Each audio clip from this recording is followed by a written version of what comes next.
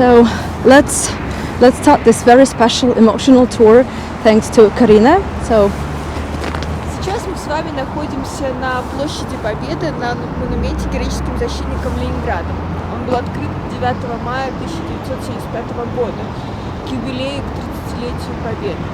So, dear guests, we are now on the square of Victory, Площадь Победы. So, Победа means victory. And this monument that we are about to visit was built in 1975. It was opened on the 9th of May to commemorate the 30th anniversary of victory over the Nazis. И примерно 30 лет этот проект и разрабатывался. Было много разных идей, в том числе и обостройка монумента в центре города. Но все-таки остановились на этом символичном месте, потому что отсюда наша армия уже шла город освобождать, и всего в 9 километрах отсюда проходила линия фронта в том направлении. So just the project, just to come up with an idea, so everybody would agree with, took about 30 years. So there were plans to build a monument somewhere in the downtown. But since exactly here, this siege line, the defense line, was located just 9 kilometers away from here, so it's around like 5 miles. And exactly from this direction, the Soviet troops would come to liberate the city. So exactly by this road, so this place was chosen. Все в этом памятнике, в этой архитектуре уже нам повествует о победе, и сейчас мы с вами начнем движение в этой непростой истории даже блокады. Мы с вами уже видим нависающее кольцо. Сейчас мы с вами пройдем дальше и увидим, что там.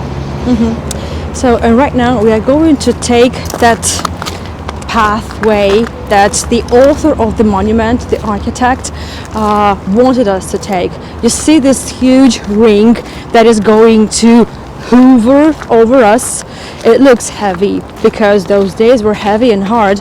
So we're getting just below the level of the road. We are already down underground, and from here you see this. And you can hear the music. Ну и вот как раз центром монумента, сердцем монумента является вот эта часть, она называется блокадный зал под открытым небом, с этим кольцом вокруг. И в центре одноименная скульптурная композиция, которая тоже называется блокада. So this is the heart of the monument, and this part is called the siege hall, or the hall of blockade, well, under the open skies. And what you see here, this is the ring, right? So the ring of blockade, and this is exactly where it's torn. And what you see here, well, 900 nights and 900 days. So we basically rounded up to 900, but as you already know, the siege of Leningrad lasted for 872 days. Вот скульптура, которую мы сейчас как раз пойдем вокруг, называется блокада, ее выполнил Михаил Аникушин, который в 50-х годах стажировался в Италии, и несмотря на то, что памятник советский, здесь считываются также цитаты из итальянского искусства Возрождения, в том числе из той легендарной Пяты. И здесь как раз-таки происходит сравнение страданий блокадников с христианскими страданиями. And you see that this is the Soviet monument, of course, but there are traits of a much older kind of art. So the core of the monument is the sculpture group that you can definitely see the resemblance with the Pietà. So the sufferings of the Leningrad people could be, and they were, compared to the sufferings of all the Christians. The author of the project, Mikhail Anikushin. So you can definitely see that this doesn't look like the monumental Soviet-style sculpture. Ну и сейчас как раз-таки мы будем уже подниматься к победе. Кольцо разрывает 47-метровая стела, и нужно преодолеть этот путь по лестнице, который мы сейчас с вами пройдем. So you see this 48-meter stela, obelisk, and this is exactly what tears apart the ring of the blockade. So this is very symbolic, And from the siege, from those horrendous days, we need to take the steps, right? We need to push forward to the victory. Well, it's definitely not comparable to all the sufferings of the people of Leningrad, but we have to make our efforts just to pay tribute to the perished. And many of you, those who have been to St. Petersburg before, on your way to suburban residences of the Romanov family, you could see the monument.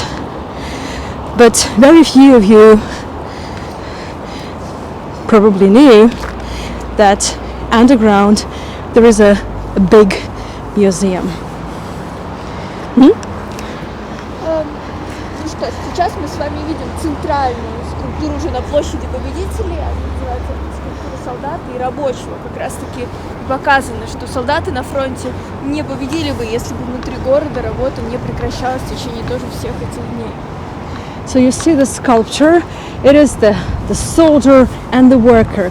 And by putting these two characters here, Mikhail Anikushin wanted to say that without the workers who stayed here in the hinterland, in the besieged city, the Soviet soldiers wouldn't have been able to win and defeat the motherland. На скульптуры, которые на этих тоже расположены. Победители, те, кто благодаря кому город удалось отвоевать. Здесь будут и женщины, и мужчины. И опять же, здесь все объединяет и работу внутри города, и сражения на фронте. Здесь там и добровольцы, в том числе и девушки, и моменты прощания тоже, или встречи, если не можем до конца знать пожилой женщины. И вот опять же, вот женщина на работе отливает то самое оружие. And here, actually from the two sides of the monument, so you can see it here, and on the other side, this is all about the people who were on the battlefield, who stayed on the front. So those thanks to whom the victory did take place. So you can see the soldiers, you can see mother probably that it's hard to say, maybe she's saying him goodbye or maybe she's greeting him. It's hard to say because people are all very thin and exhausted. So you see all of them, and over there you can see women doing the foundry works because women had to work and many of them had to do a very difficult job, and we will talk about it in a while. Anything that it took to make sure we win over the Nazis. А сейчас мы как раз таки уже перейдем к подземным небесам. And right now Karina is going to take us underground to the underground hall, so where you can find the main museum. And whenever you are in St. Petersburg, visiting this place is highly recommended because this is how you can learn more by just seeing the artifacts, some real things, tangible things. They would help you feel and just even take in the history of those difficult times much better. And this is probably what makes you appreciate everything you see of St. Petersburg nowadays even stronger, because we could have lost it all. The entire city could have been wiped away from the face of the earth. So thanks to those people who defended Leningrad, we now have what we have. So, my dear guests, we are now inside. We are about to visit the underground museum of the heroic defenders of Leningrad. This is the foyer, the metal gates. This is how we enter. Сейчас мы с вами находимся уже в памятном зале монумента героическим защитникам Ленинграда. И он был открыт не сразу. Он был открыт не в 1975 году, не успели, и потребовалось аж целых 3 года. Его открытие было приурочено к 23 февраля 1978 года. So this is the memorial hall, and unlike the exterior part, which was opened in 1975, this part just wasn't open at that time. There was not enough time, so it was opened only 3 years later, by the 23rd of February, 1978. So you see these lamps. These lamps are actually made from the original shell casing, 75 millimeter diameter, and so there are 872 lamps, just like the number of days that the siege of Leningrad lasted. And under the lamps you can see the letters. Those are the names of different factories and plants all over the Soviet Union that helped manufacture the weapons and ammunition to protect the country.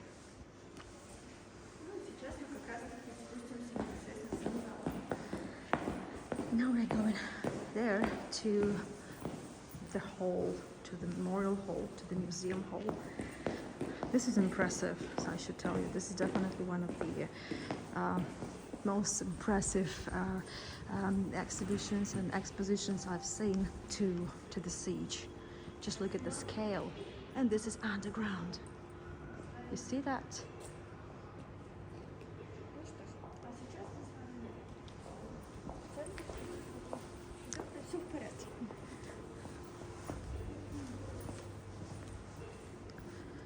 Сам зал 1200 квадратных метров. Светильники здесь, конечно же, продолжаются. Все лишь в одном вестибюле бы не поместились.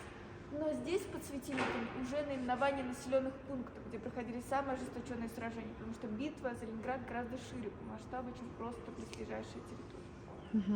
So the hall is 1,200 square meters, and you see again the lamps. So there's no way we could fit all those lamps in just that entrance hall. But under the lamps are already the names of the cities and locations.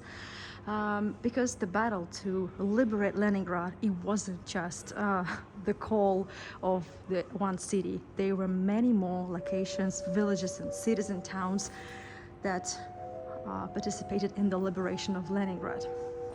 В качестве декоративного украшения была выполнена монументальная мозаика, которую мы здесь можем видеть. Действительно, советская школа мозаики отличается своим высоким уровнем, и я думаю, многие гости нашего города и сами жители знают, что на многих станциях метро прекрасные мозаики. Не в каждом городе действительно Европы. So now when Karina is standing just here next to this huge mosaic panel, you can see. So that's the scale. And of course Russia is known for its mosaic school, and in Russia you can find numerous subway stations decorated in mosaic. It's definitely one of the symbols of Russia. Сама мозаика представляет собой триптих, то есть она разделена на 3 небольших композиционных центра, на 3 небольших сюжета. So the mosaic is basically a triptych, so it's like 3 scenes that are all devoted to one and the same topic of the siege. Сейчас мы поближе к одной из сцен и как раз подойдем. So I like it that we have VIP access. Так, чтобы было видно. So here you can see just a scene from everyday life, right, of the household of this besieged Leningrad.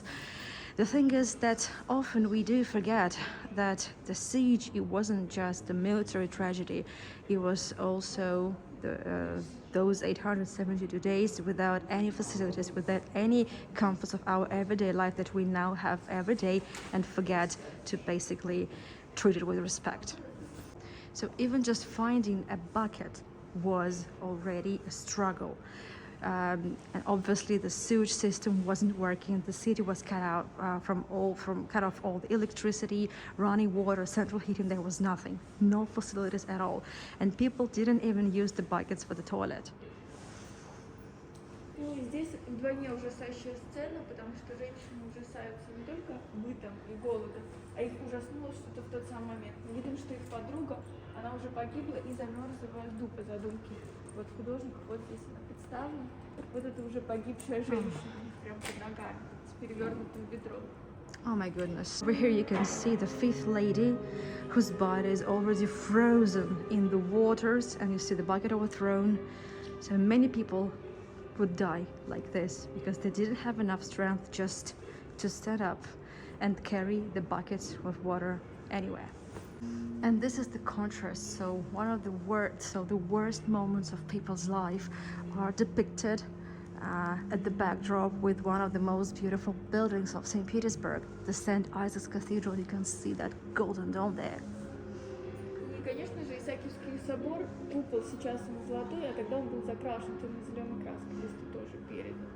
And from one of my tours, I mentioned that the dome of St. Isaac's Cathedral was disguised. It was basically painted with a dark greenish paint because they had to hide it from the Nazi aviation. Otherwise, they could have destroyed it easily. К тому же Исаакиевский собор является одним из наилучших образцов как раз-таки мозаики монументальной внутри находятся. И художники, которые выполняли эту мозаику, брали ее как образец, как наилучший пример мозаики.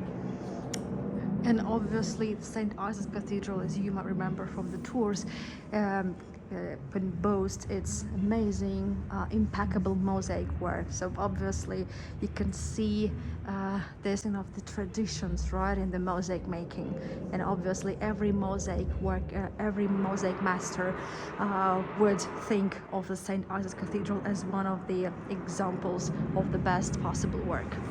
И некоторые даже кусочки смальты, те, которые более матовые, ну, вот, скажем, такие вот, которые приглушенные, это даже из самого непосредственно Исаакиевского собора, который предназначается для Исаакиевского собора. Это смальта 19 века. Можно потрогать? Ну, аккуратно, да. So very mildly I'm going to touch. So you see the pieces of smalta, some of them which are like matted, are actually the 19th century smalta, including the golden smalta. It's the 19th century. So some of those are pieces of smalta intended for the St. Isaac's Cathedral, so created in the pre-revolutionary Russia. Поговорили о быте, но, конечно же, это еще о том, как же воевали. Вот мы видим, как солдаты уходят на фронт, в основном все стоят к нам спиной, и несколько женщин провожают, жены, матери, кто-то провожает в том числе с ребенком, все создают, что лишь единицы вернутся обратно. И здесь не только женщины провожают, здесь и очень трогательная сцена прощания отца с сыном тоже представлена. Здесь один из художников этой мозаики запечатлил портрет своего собственного отца. And here in the central part of the triptych, you can see the scene when the soldiers are being seen off. They're heading to the front line, so their mothers, sisters, so they're saying them goodbye. Obviously, not every one of them would return, and you see people are crying, they're parting, they're their loved ones. The child is over here, and this is particularly touching. So you see the father saying goodbye to his son, and the author of the mosaic actually depicted his own father. This is a portrait of the father of an artist. And the third part of the triptych is the work inside the besieged city, so how the factories and plants had to survive in order to help the army protect and liberate the city. So women, children would work. Children starting from as early as 7 years of age, they would work on the factories just like the adults. And over here you can recognize the portrait of Dmitry Shostakovich, so the author of the 7th Symphony of the Leningrad Symphony. So right now Karina is very kind to us because she's going to tell us about the temporary exhibition, so the works of artists, so the graphic works, the surgrafika, so the graphic works. This might be difficult, but we have to see this. So this series of paintings of graphic works, it was created just to the topic of the hospitals, the work of hospitals, the people in the hospitals. And so this work is called He Doesn't Need His Meal Anymore. So let's see who's the author. Viktor Solishenko. Unfortunately, many of the Leningraders that would get into hospitals would get there too late, and there wouldn't be any way that they could be saved. So obviously, the ever constantly hungry people, all the people in the ward would take his meal. Здесь тоже такой ужасный биографический драматичный портрет. Художник по просьбе больного запечатлил его, но пока он завершал уже, человек погибнет. Он умер, прежде чем был готов его портрет. So this is one of the most impressive works here. It's difficult to see this. So again, it's the same artist, Viktor Slishenko. So one of the people of the hospital in his ward just asked him to make his portrait. And while the artist was drawing the portrait, this person died. So he died before his portrait would be finished. And what you can see here is already a dead person. 1942 February, after the most severe winter. It's the most difficult period of the siege, is exactly the very first winter, 1941, 1942. This is the work by a very prominent Soviet Leningrad artist, Yakov Rubanchik. It was first known as an architect. He also helped disguise and hide away numerous monuments, just like the horse tamers on the Anichkov Bridge that I showed you in one of the tours. And this is also his work. He just depicted the typical citizen of the siege Leningrad under the numerous layers of clothing, not being able to carry even his own bag because the person is too weak, the person is exhausted. So dystrophy, undernourishment was everywhere. It was everybody's big problem. And you can see just the eyes, just this. And at the back you can see people carrying a coffin on the sledge. This is a very typical scene for the besieged Leningrad, because people had no strength to carry the bodies and the coffins of the family members, but they had to do this. Ну, здесь стоит отметить, что он еще с палочкой, то есть с палочками ходили в том числе и дети. У людей не было уже мышц и сил ходить в том числе. And you see the walking stick. Even children could use the walking stick because they just didn't have enough strength to walk on their own. И гроб, который мы видим на заднем фоне, это еще роскошь, то есть мало людей его могли позволить, потому что дерево в основном используется для отопления печей. And the coffins were luxury because, again, there was no central heating, no facilities, and people would use wood to heat themselves, to warm themselves. So coffins were extremely expensive, and most coffins would be people would run out. The city would run out of coffins very quickly, just at the first winter, because so many people would die. So this temporary exhibition focuses also on the medicine of the besieged city, of how people could help themselves, could find a medicine, could find some extra food from like anything they could find growing around them. So scurvy was sort of one of the most spread diseases. So when the human body just didn't get enough vitamins, of course vitamin C is an essential vitamin, and there is just a leaflet of where you could find vitamin C, how you would take it, and this is just это про витамин С, да? Да, это есть, образец витамин С какой-то в этом. So this is just a sample of vitamin C, and where people, well, you could just find it from and make it from. For example, the pine tree needle extract was a good source of vitamin C. Ну, разные другие растения, в том числе как антисептики использовались. So different plants you could find, well, not all of them you would eat, but you could use them as an antiseptic. So basically, this some sort of glucose extract could be derived from cellulose by means of a chemical reaction. So people try to find ways to find at least something to get by with. This is a very special exhibit here. This is the first time I see anything like this. This is a very small, even smaller than a handful of rice. Well, rice is known for its like absorbing qualities, like it could absorb any substances and negative substances.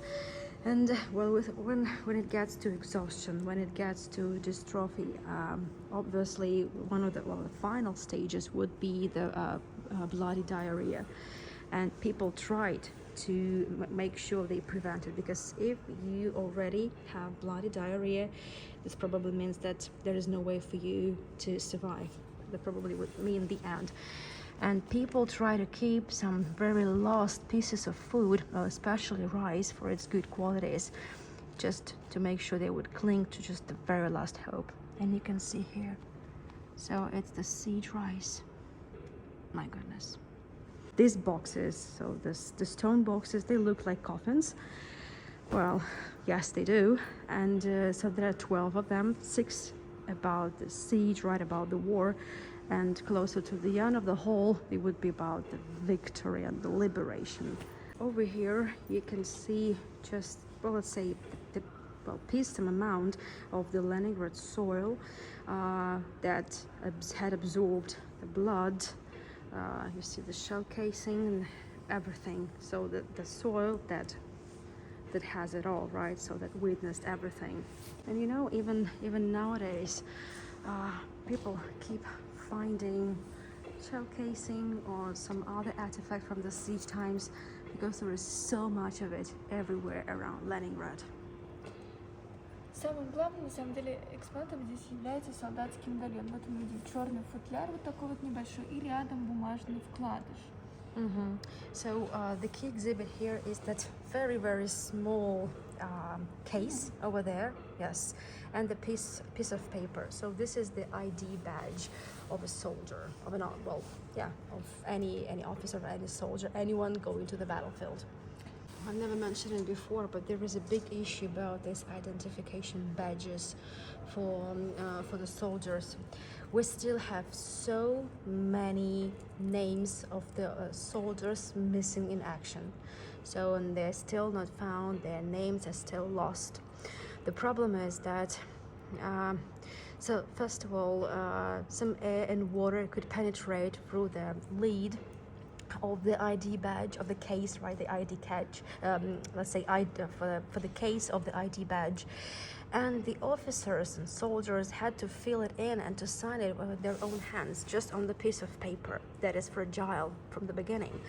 And many just wouldn't do that because they thought if they did, so it would have been a bad sign. So they just were being superstitious and didn't sign anything. One more thing which I didn't know up until just when Karina shared this information with me is that somewhere in the middle of 1942 there wouldn't be any production of this ID cases and ID badges. We don't know why it happened. Nobody ever gave grounds for this, but they just stopped producing it and handing it out to the soldiers. So many families nowadays in the modern day Russia, they still don't know where their grandfathers, great-grandparents are resting, where they are, where they died. And sometimes the visitors come to this museum, they seek for help and assistance in identifying and finding the graves, the common graves, or at least something.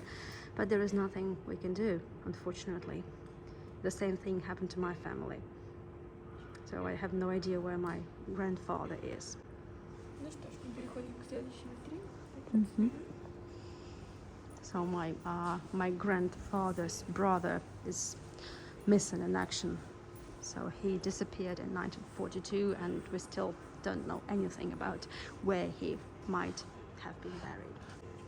So this is one of the, I would say, central coffins, showcases.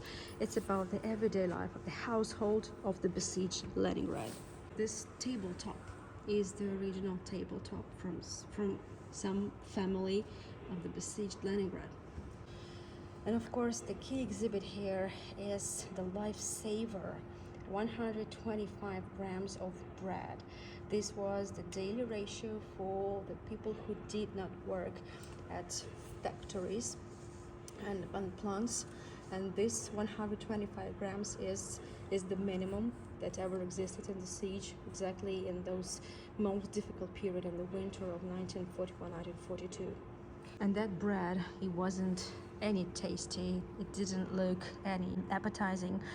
The 30% of the ingredients, it was the flour of a very bad quality that wouldn't be used nowadays for sure, and the rest would be cellulose, sawdust, anything that would make it look like anything edible. But even for this very small loaf of bread, people would go to stand in the long lines at 4 and 5 o'clock in the morning, and they could stand for 7 or 8 hours just to get that piece of bread. You wouldn't just take it because you came and stood for 7 hours in the line. You would have to have this card. So it's like the bread cards for bread. But the card was there to show how much bread you could get. And you had to buy the bread with the money. It wasn't for free. So in order to buy bread to provide for your family and to survive, you had to work and earn money. Even the card, just a piece of cardboard itself, would cost money, and it would be given to you for 1 month. And if you lose it, it could take up to 2 weeks to get the new one. One more exhibit, which is very hard to associate with food, but this is just a piece of the equipment, of the plant equipment, and between the two metal parts there normally should be a belt, like a leather belt, and what you can see here is what's left of it. Those belts were made from leather, so people would just take it, but the belts, they were dyed, so people could just have to boil it or just keep it to soak it in the water for about 2 weeks, just to make sure the poisonous paint would dissolve, because it was a life-threatening thing if you just ate it with the paint. But the hunger wasn't the only problem and difficulty that people had to face, but it's also there was no light. And here you can see the makeshift kerosene lamp made of just a tin, and you see this box of matches. It's beautifully decorated. It's the spire of the Peter and Paul Cathedral, right? So one of the first churches in St. Petersburg, built in times of Peter the Great, right? And you can see the cannon. So it's just the artillery, like the symbol of Leningrad, of the besieged Leningrad that never surrendered. And you see this matches, so the matches would be given for 1 month, and just a very small box of matches would cost just as much as food, and you had to save those matches. You only had them for 1 month. And of course, just to keep yourself warm, it was a big problem. And like here you can see like a small potbelly stove, like a dwarf stove, and even just one big family could use it. Could be just the only source of heat for big family. So the whole family would move to one room and sit around the stove to make sure they are warm. They would use anything just to make it burn, furniture, paper, books, anything. So that's exactly why I told you that the coffins were a luxury, right? Because they were made of wood. And but even so, provided they had found everything, so the temperature would have been probably just like the one you have in the fridge. Oh, and there was a smoke and soot everywhere. Oh my goodness. And you see, so we get back to the same mosaic panel. You see this gray, dark brown fogs everywhere around. So that's exactly that smoke and soot that was everywhere. So, and it definitely just gives you the feeling of how it looked back in the days. But obviously people try to survive, people try to just distract themselves from the hardship, and culture did help. When the war started, of course, schools would close, but just a few months after that they would open again, and children would have to go to school. And you can see just a copybook of one of the school children of Leningrad. But of course you wouldn't have been able to hear the child's laughter or just see children fidgeting in the classrooms or running at the breaks between the classes, because people had just no strength for it. People were exhausted and hungry, ever hungry, and silence was everywhere, because people couldn't even utter anything, because in order to utter at least something you have to make an effort, and you're not strong enough to make this effort. So silence, complete silence was like everywhere. People stopped talking to each other, even in the lines. you could use a gramophone, right, to listen to music. But when it gets to radio, I remember I told you that in order to make sure the enemy would not somehow connect by some frequency to the people, so radios would be temporarily taken from the families and the people, and the households would be given this equipment like to reproduce, right, just to work on one frequency that would be the official frequency. So this you could find in the houses of the besieged Leningrad. But of course the main task for the radio was not entertainment, was just to make sure people are notified of the bombings, of any alarms. But people couldn't do without culture. So soon after that, the music and some other entertainment programs would be aired on the radio, and the concerts, right? So the theaters, the concert halls would be working with the capacity available.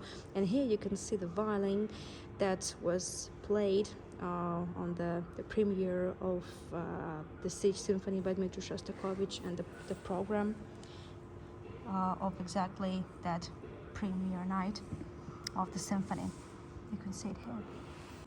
In the very center of the hall, there is a 1978 interactive panel that basically shows them a map of Вот в центре у нас представлен Ленинград с главными actions. архитектурными постройками как раз. Ага, я тогда обойду немножко. So over there, this is the Leningrad. You can see some architecture, quite recognizable. Ага. А можно я вот тоже сюда спущусь? Да. И вот красный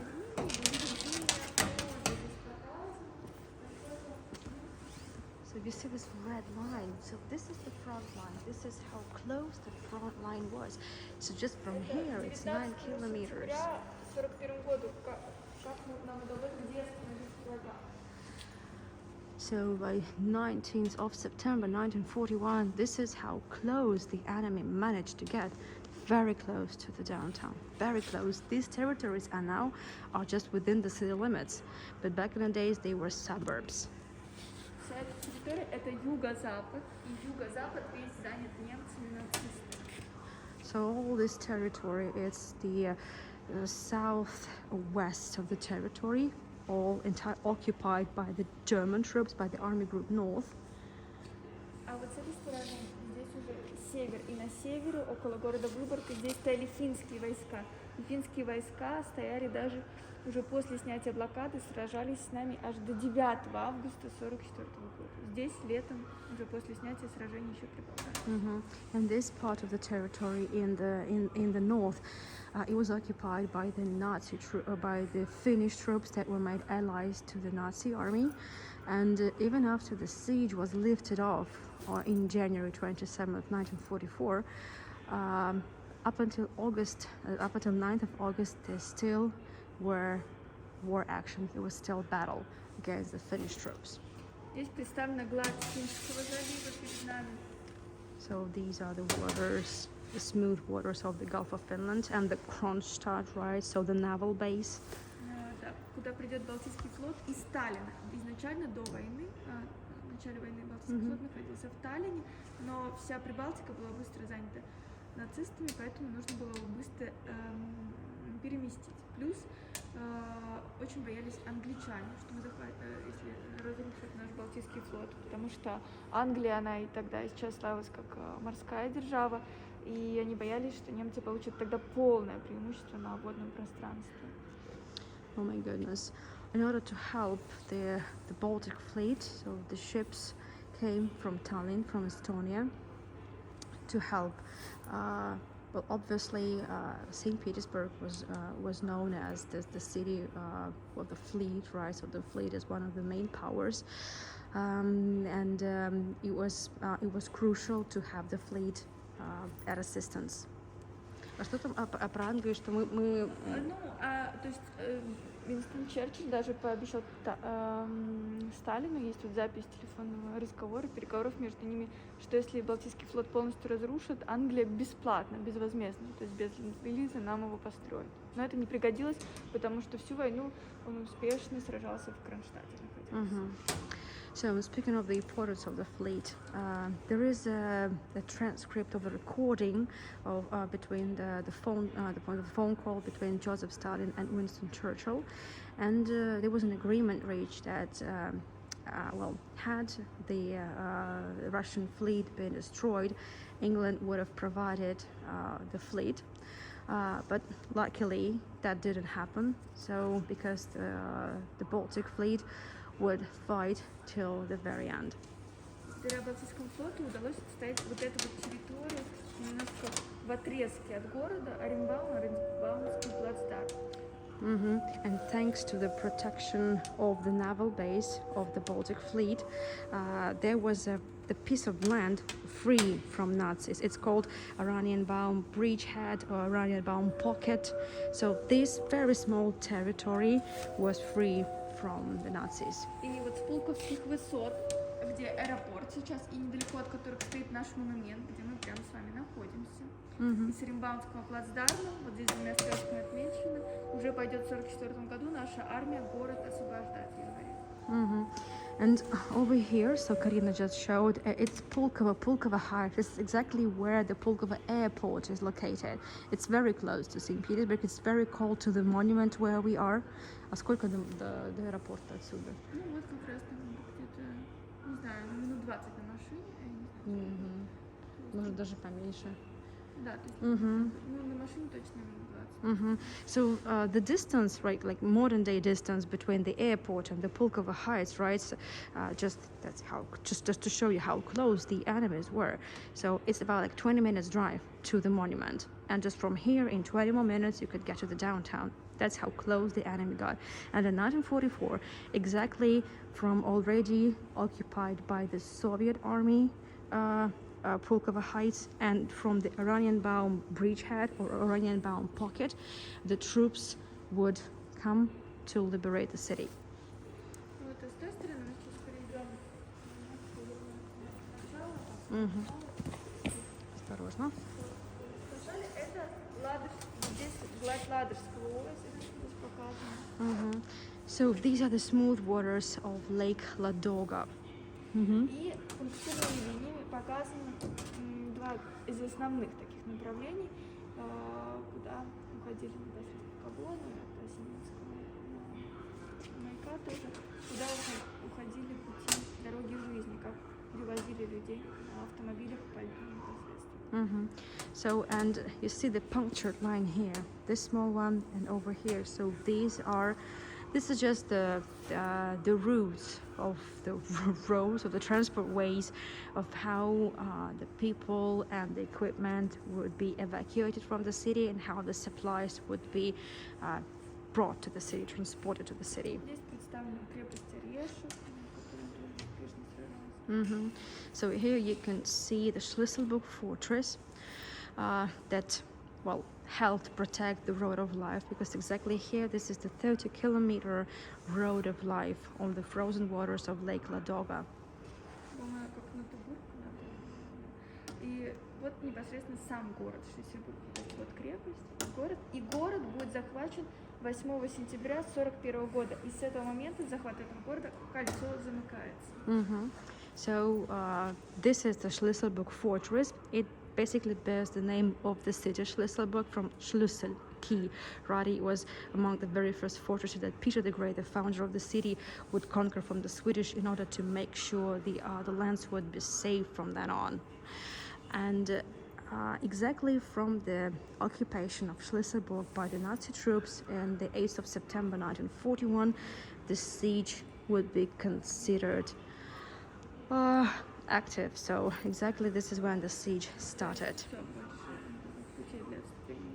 So all the other paths would be cut off. So there will be no other ways to exit the besieged city. И именно у Шлиссельбурга важная территория. Называли Шлиссельбургская, Синьямский выступ, и 4 из 5 попыток по прорыву блокады будут осуществлены здесь. And exactly here, it was considered like the weakest point in the siege line of the Nazis, and there would be 4 out of 5 attempts to break the siege exactly here in Schleswig, Sinavina territory.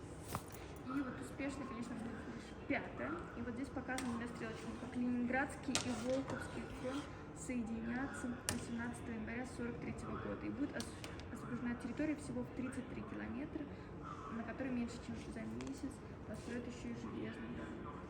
So, and you know that in 27th of January 1944, it was the complete lifting of the siege of Leningrad. But a year before that, on the 18th of January 1943, it would be partial lifting, partial breakage of the siege of Leningrad.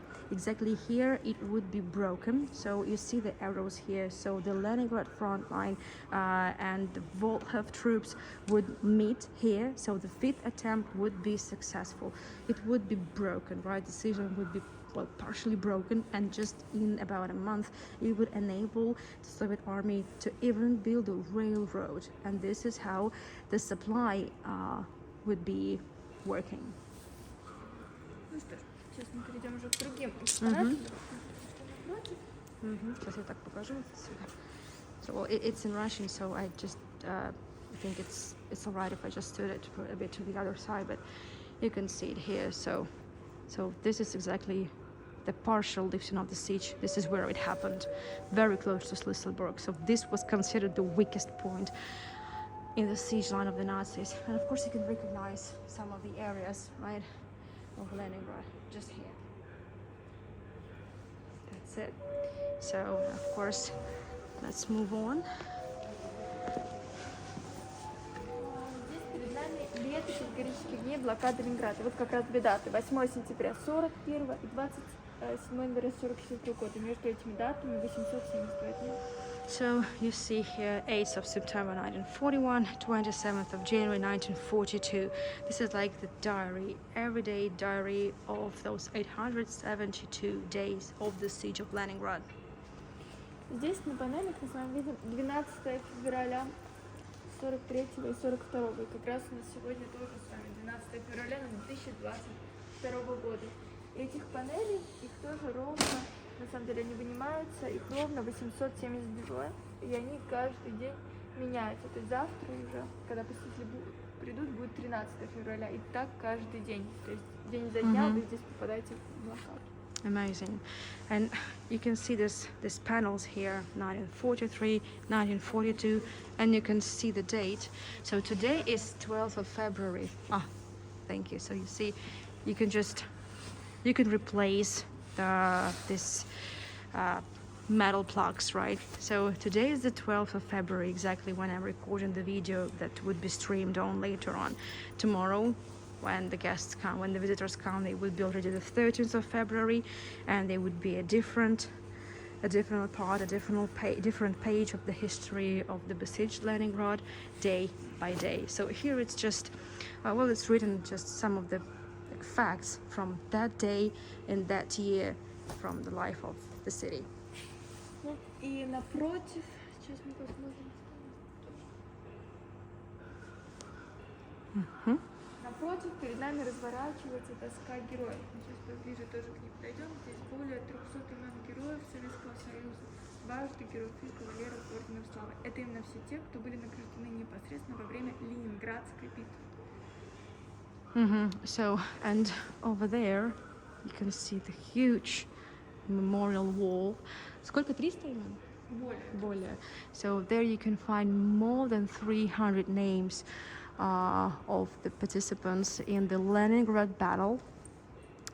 Those are people awarded with the medals of the heroes of the Soviet Union, of the cavaliers of the Order of Glory. So the heroes of the war. Ну что ж, мы с вами. Вам нужно поближе смотреть? Да, давайте просто подойду, покажу, что там имена.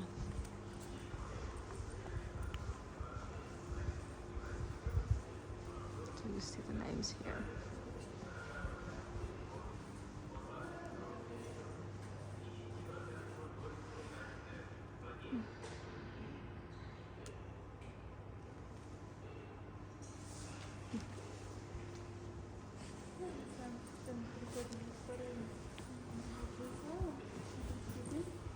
Mm-hmm. Здесь витрина уже посвященная партизанскому движению. Представлена пистолет пример Дегтярева, папаха партизанская и листовки. Партизаны жили на вражеской территории и прятались от врагов в лесах. У нас сейчас леса довольно густые, но мы надеемся, что больше никого прятать, конечно же, не придется. Хотя они были не в заблокированном городе, но условия тоже непростые.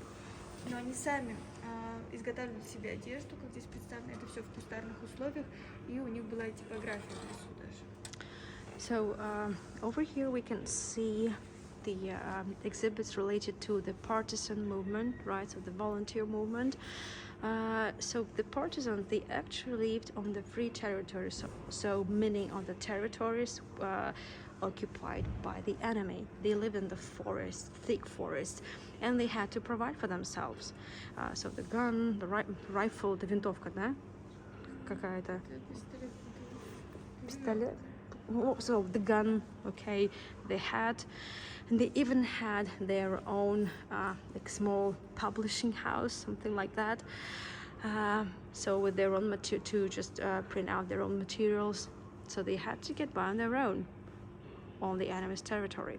Ленинградские партизаны именно прославились своей рельсовой войной, то есть они на вражеских железных дорогах захватывали всякие диверсии, носили, ломали рельсы, чтобы немцы поезда не пускали. So over here you can see, you wouldn't be able to see from there, so I have to move around a little bit. And there is also the reflection of the lights above, but I think you can hear, these are actually the parts of the rails on the railroad. So the partisans, they were extremely good at destroying the occupied railroad so that the Nazis wouldn't have been able to get any supplies on the railroad. So that's exactly the very huge impact done by the partisans. Mm-hmm. Uh-huh.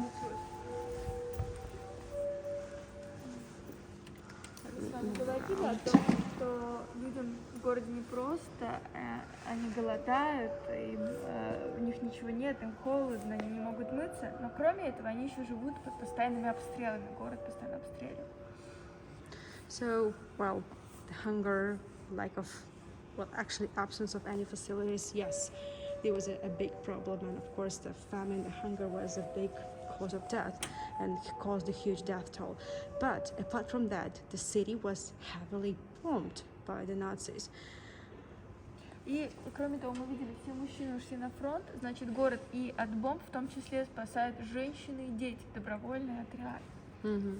And as you know, like let's say the health, the biggest part of the healthy male population just went to the front line. So basically, women had to withstand the enemy and face it and help protect the city from the bombing as much as they could. Здесь показаны как раз-таки щипцы, которыми хватали бомбу. Здесь показано. Mm-hmm. А это вот эта сама, да, бомба? Да, это зажигалка в песке потушена. Mm-hmm.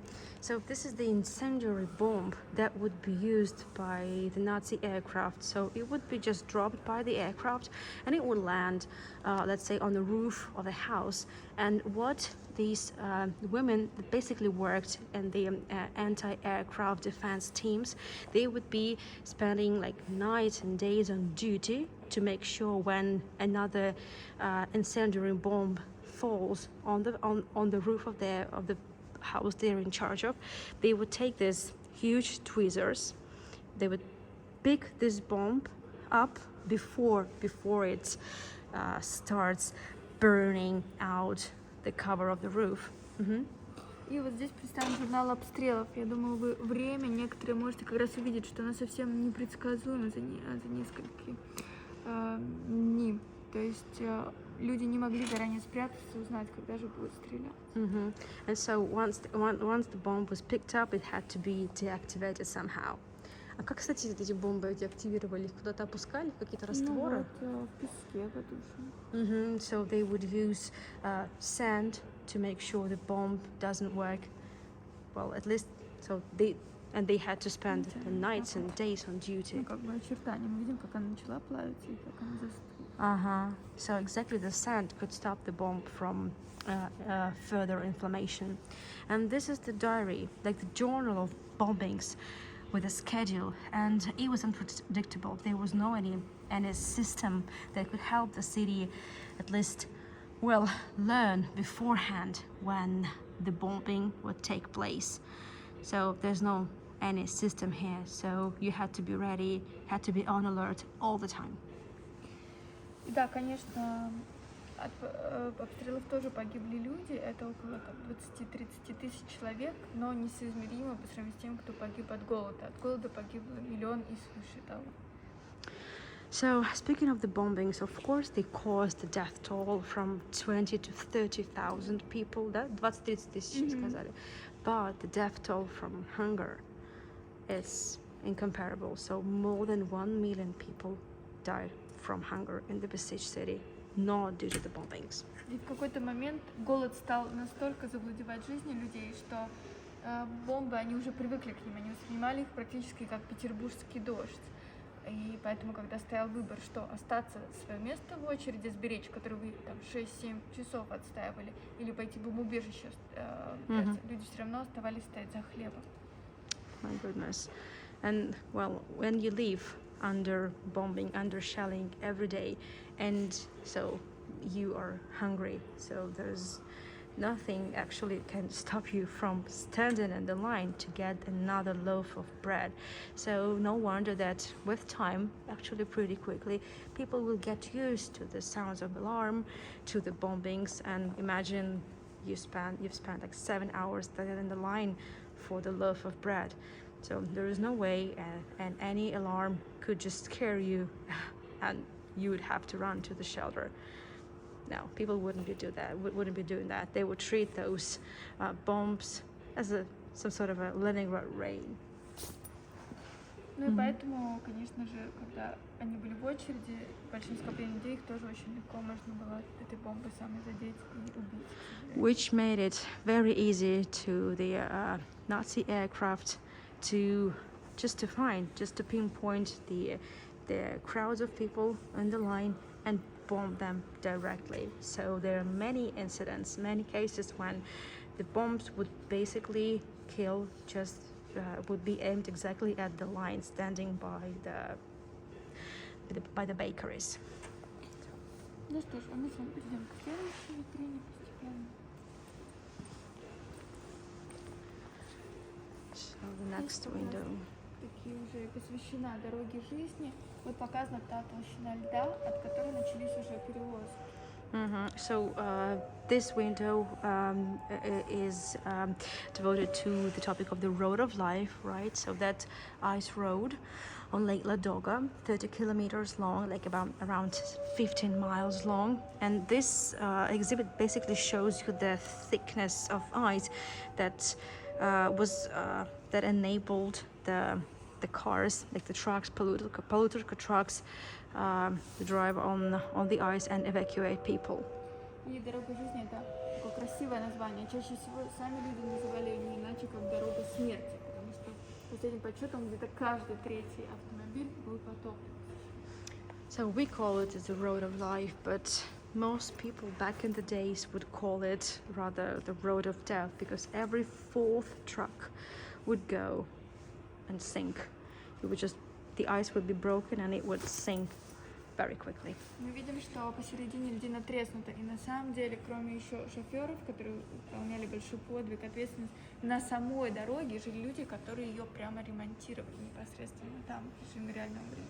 And you can see the crack on the ice. So apart from the drivers of those tracks, apart from the ladies that would transmit signals from one to another, they were also the repair workers that lived exactly on the ice and were there to mend the ice, right, to repair the ice, so it would be one single piece again.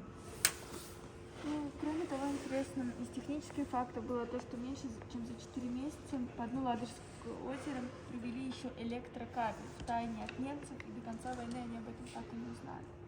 And over here, Karina is pointing at the piece of the cable that was laid on the bottom of the Lake Ladoga, exactly on the road of life, and the Nazis had no idea about it till the very end. Ну и по легенде считается, что после войны эти кабели подняли и потом даже использовали их под Невский проспект. So a legend has it that after the war, that cables were extracted from the bottom and taken to the city. Or again, some people believe that some of these cables are actually clad somewhere under the Nevsky Avenue, but it's just a legend. But it would be quite symbolic, I would say.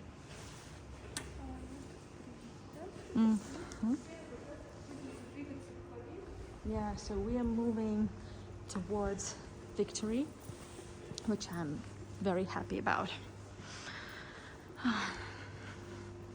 Здесь, в этой витрине, посвященной победе, трофейная коробка от салюта, который прогремел 27 января 1944 года.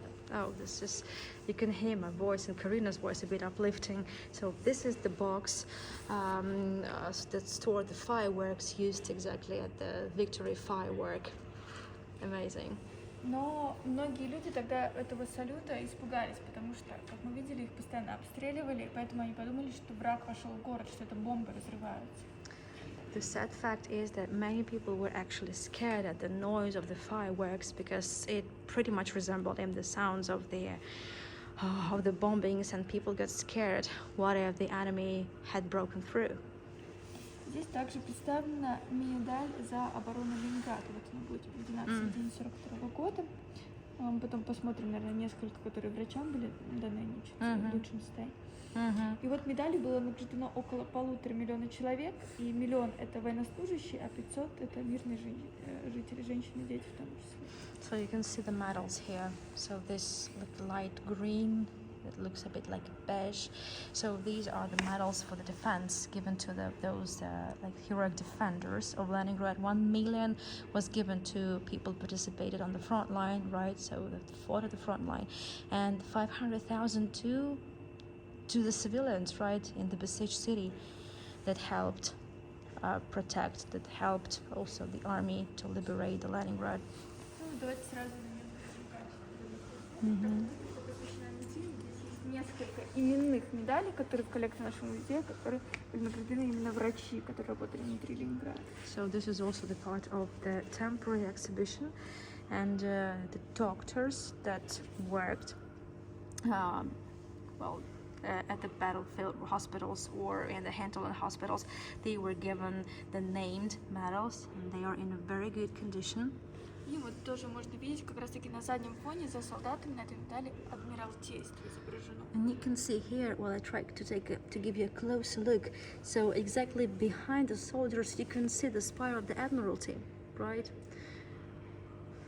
Quite Забавным recognizable. фактом является то, что как раз таки в преддверии 70-х монумент хотели выстроить вместо адмиралтейства. То есть адмиралтейство хотели разрушить и выстроить вместо него монумент. Но, слава богу, этого не случилось. Yeah, so many of you might remember the Admiralty building that is very close, just from across the road from the main square of the city, right?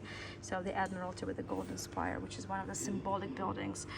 And when the Soviet government got down to actually choosing a place for the future monument, so there were even some bold ideas to take down the Admiralty building and build a monument there. Well, luckily that didn't happen. Ну, сейчас как раз таки началось нам рассказ о победе, как по-новому защита победы, которая здесь и располагается. Ага, сейчас я тоже сниму вас на фоне. Это тоже триптих, то есть она повторяет слева композицию, разделено на 3, соответственно, композиции. So this is also the triptych, also the mosaic panel of the same size. So the 3 scenes, but they are about the victory, and with, let's say, a bit brighter tones for sure. Те отблески золота, как раз которые мы здесь видим, это и есть та самая мозаика из Исаакиевского собора, где использованы настоящие кусочки золота. So these golden pieces of smalta, it's exactly that smalta that was made for the St. Isaac's Cathedral. И здесь в центре уже встречи с фронтом. Там мы видели, как дали солдаты уже на спины, а здесь их встречают с фронта. На фоне Нарских ворот это все представлено. Но несмотря на то, что мозаика Победы, здесь не 9 мая 45 года, здесь перед нами 8 июля 45-го, лишь к 8 июля войска вернулись в город. So the central part of the triptych is when the Soviet troops returned to Leningrad. It happened at the territory of the Narva gates. You can see the gates there at the backdrop. But it's not the 9th of May 1945. This is the 8th of July when the Soviet troops returned from the front line. And it's located just exactly the opposite that triptych. When, let me zoom it in for you, when the mothers and sisters and children would see off their family members. Но художники напоминают нам о том, что все-таки эта победа довольно печальный праздник, поэтому мы видим вот в этом фрагменте. Здесь мы с вами видим, с одной стороны, пожилая женщина встречает сына, пришедшего с фронта, он целый невредим, что тоже редкость, на самом деле многие же возвращались и инвалидами, и покалеченными ментально, не знали, как возвращаться в мирную жизнь, этим тогда никто не занимался. But we have to also remember that the Victory Day is a very sad holiday. And exactly here in this part of the triptych, you can see that we can see a mother, quite an elderly woman, that greets her son that returned and is safe and sound, which was a rare case. Most people would return from the front line handicapped, without the limbs or with immense PTSD. And of course, nobody would deal with the PTSD back in the days. Но контрастного, да, девушка, которая стоит одиноко, ну то есть в руках цветы, у нее какая-то надежда была. Она похоронки, известия, никакого письма о смерти близкого не получила, пришла встречать, но, конечно, встречать ей некого. И она, скорее всего, об этом человеке не знает ничего до сих пор, как, к сожалению, мы уже говорили, и многие другие в нашей стране. But here you can see this dark figure. So this is the lady with the flowers. And she's here, she's waiting, but nobody would come. And most probably she never got any note, right? So that the person that she has been waiting had died somewhere, and most probably, had this woman been alive even nowadays, it's quite likely that she would have known nothing about the whereabouts of the person she's waiting here. Ну вот, чтобы полностью погрузиться в атмосферу, мы всегда демонстрируем также в нашем зале документальный фон. Сейчас мы некоторые отрывки с моими комментариями тоже посмотрим. And which I highly recommend you to do if you're ever here, to stay for a little longer to watch a short documentary, basically just showing the scenes of everyday life of the besieged Leningrad. And Karina has kindly agreed to comment on some of the episodes in the video that we are going to be shown. Это будет фильм Сергея Лазницы. Он снят в начале нашего 21 века, но он именно сделал компиляцию, то есть собрал несколько документальных фильмов, снятых во время блокады, в один, без всяких комментариев, без всяких слов, только с живым звуком, глазами очевидцев мы смотрим тех самых жителей. Сейчас поближе, наверное, даже подойдем, потому что некоторые места мы прям знаем. Город очень знаменитый, там будет по архитектуре, мы поймем. И мы видим эту самую бытовую жизнь, без прелести. So we're going to see the modern documentary created by Sergei Laznitsa, prominent director, but that movie will be compiled from several documentaries filmed at the siege times. И стоит отметить тоже, что у этого фильма было несколько отзывов. От правительства был отзыв о том, что в фильме очень мало рассказано о победе, а жители сказали, что фильм слишком красивый и сладкий, все было гораздо хуже. And the reviews were quite contradictory because let's say from the government, the reviews were there was still too little about the victory, more about the losses. So it says the memories of the siege, воспоминания блокады. However, just the Leningraders and those who had seen it somehow back in the days, so the veterans, they actually kept saying that it's even too smooth and too beautiful. It was much worse than that. You wouldn't hear any comments. So if there are no comments, you just see what you see.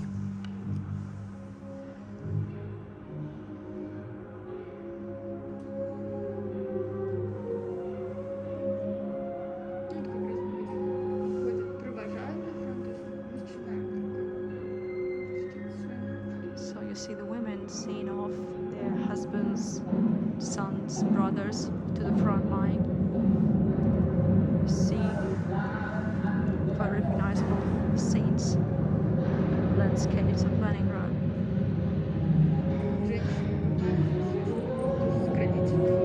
So you see women digging the trenches and ditches all around the city to protect it. Women, right?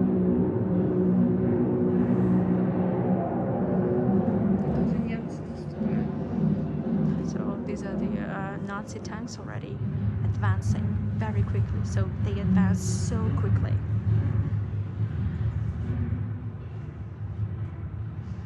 The megaphones that were placed all around the city. No.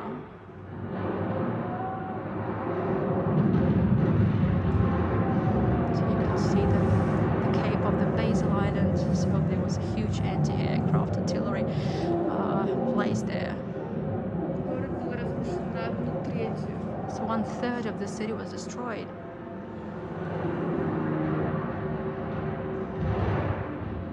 You see stretches everywhere. That's how the downtown looked.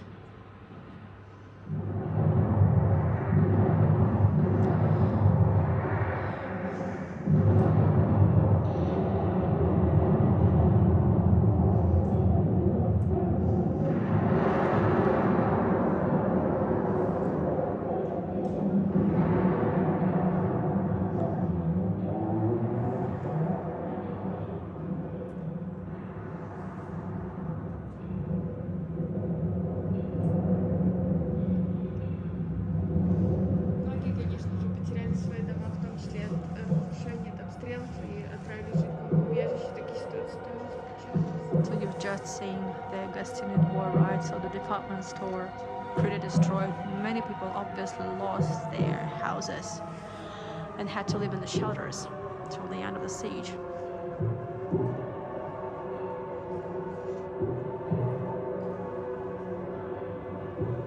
That's what's surrounding people. So you see people carrying everything they had on the sledges, so it's either they are about to evacuate or their house had been destroyed. So sledges were the only means of transport available. Very often it would be used to also carry the bodies of their deceased family members.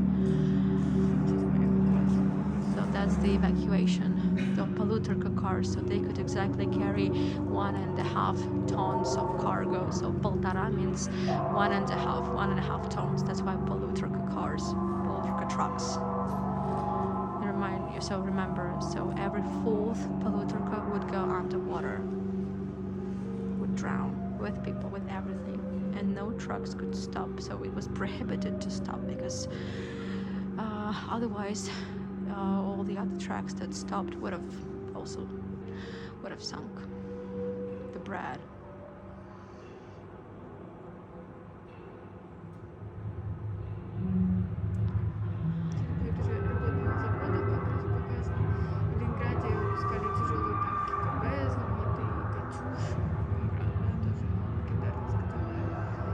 So in the besieged city, the industry kept working. So the famous Katyushas, the famous tanks.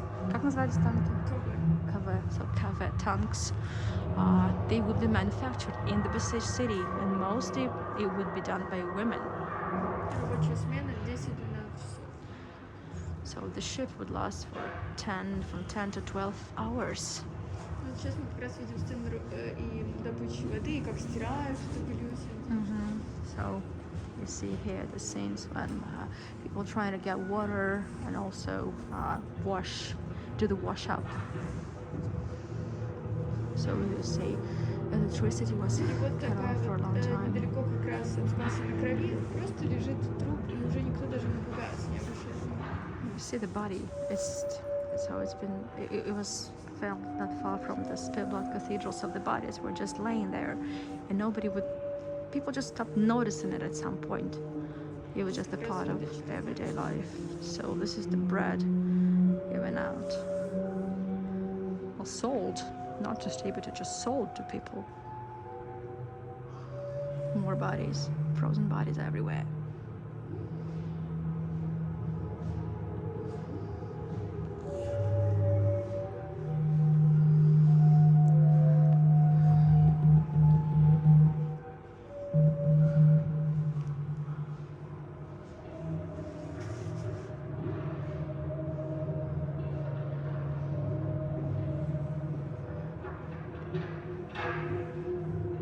Ну, процесс воды, добычи не просто взяли ведерко и быстро все водички набрали. То есть маленькими вот такими какими-то кувшинчиками, бидонами нужно было набирать, и каждый раз наклоняться и упасть просто. So you can imagine how much effort it took just to make sure you have at least something that looks like a bucket of water. So you had to dip some sort of a flask or something. So this is, you see, 125 grams. So the minimum ratio, daily ratio in the coldest winter. Have a look. So this woman, she was lucky enough because somebody helped her, just pulled her up so she could keep going. Most people would just fall down and nobody would help them just get up because people had not enough strength to do that, just to pull anyone.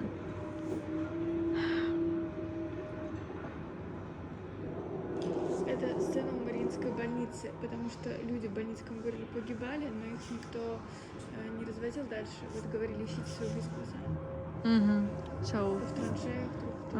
So you see the body. So that was a scene from the Mariinsky hospital, that's where you could try looking for the body of a relative.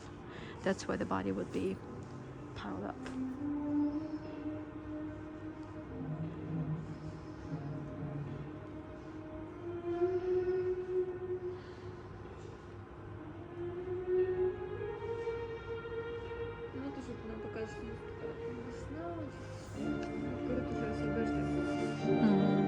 So we've just seen women, it was winter, they tried to literally break the ice, and now we've seen the monument being released from the wooden boxes because it was the end of the siege already, and you've seen the victory fireworks and an elderly lady crying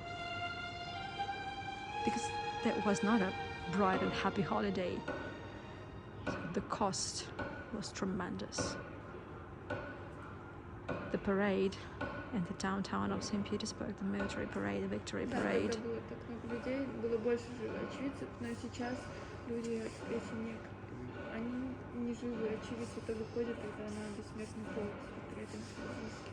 Примерно без карантинное время тоже такое промежуточное года. Yeah, so this the Nevsky Avenue, you've seen that back in the days, of course, there were a lot more people that had seen it all. And nowadays, even though there is not so many veterans that's still with us, so their children, their grandchildren, they still participate. And in the pre-COVID times, there is the Immortal Regiment.